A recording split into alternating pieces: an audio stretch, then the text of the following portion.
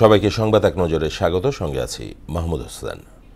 জাতীয় গণফ্রন্ট নেতা আমিনুল হক টিপু বিশ্বাস, 12 দলীয় জোটের Mostafa Jamal Haider, nationalist democratic movement নেতা ববি হাজ্জাজ, জাকের পার্টির মহাসচিব শামীম হায়দার সহ 14টি রাজনৈতিক দলের নেতাদের সঙ্গে বৈঠক করছেন প্রধান উপদেষ্টা প্রফেসর মোহাম্মদ ইউনূস। বিকেলে রাষ্ট্রীয় অতিথি ভবন যমুনায় এ বৈঠক শুরু হয়।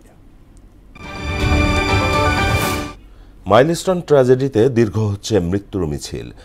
দগ্ধ আরও 2 জন মারা যান বার্ন ইনস্টিটিউটে। এতে নিহতের সংখ্যা বেড়ে দাঁড়িয়েছে 35 জনে। জাতীয় বার্ন ইনস্টিটিউটে ভর্তি হওয়াদের মধ্যে 4 জনের অবস্থা আশঙ্কাজনক বলে জানিয়েছেন প্রতিষ্ঠানটির পরিচালক নাসির উদ্দিন। অন্যদের মধ্যে 10 জনকে আগামী সপ্তাহে রিলিজ দেওয়া সম্ভব হবে বলেও জানান তিনি।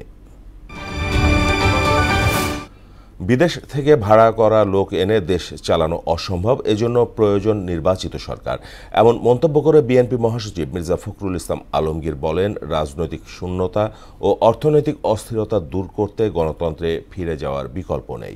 পিআর পদ্ধতির কথা উল্লেখ করে তিনি বলেন, যে পদ্ধতি দেশের মানুষ বোঝে না, বিএনপি তার পক্ষে নয়।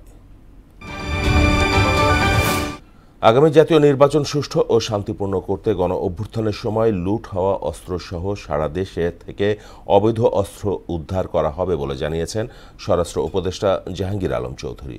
দুপুরে নারায়ণগঞ্জ পুলিশ লাইন পরিদর্শন শেষে এসব কথা বলেন উপদেষ্টা। অসংখ্য ব্যক্তিকে উদ্দেশ্যমূলকভাবে আসামি করায় জুলাই অভ্যুত্থান সংশ্লিষ্ট মামলার তদন্তে কিছুটা বিলম্ব হচ্ছে।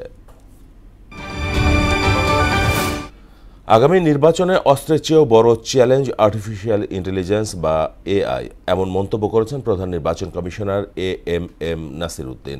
সকালে খুলনায় নির্বাচন কর্মকর্তাদের সঙ্গে মতবিনিময়ে তিনি বলেন, আগামীতে স্বচ্ছতার সঙ্গেই নির্বাচন পরিচালনা করা হবে।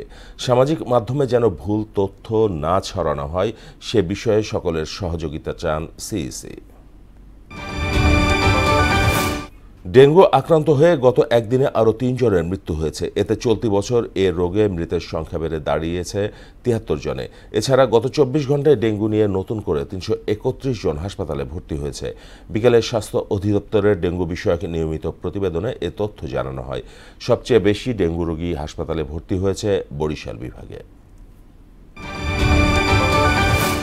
আগামী 8 সেপ্টেম্বর থেকে শুরু হবে এশিয়া কাপ 2025-এর আসর, যা চলবে 28 সেপ্টেম্বর পর্যন্ত। এশিয়ান ক্রিকেট কাউন্সিলের চেয়ারম্যান মহসিন নাকভি নিজেই সামাজিক যোগাযোগ মাধ্যম এক্সে এই খবর প্রকাশ করেছেন। আসরের ভেন্যু সংযুক্ত আরব আমিরাত।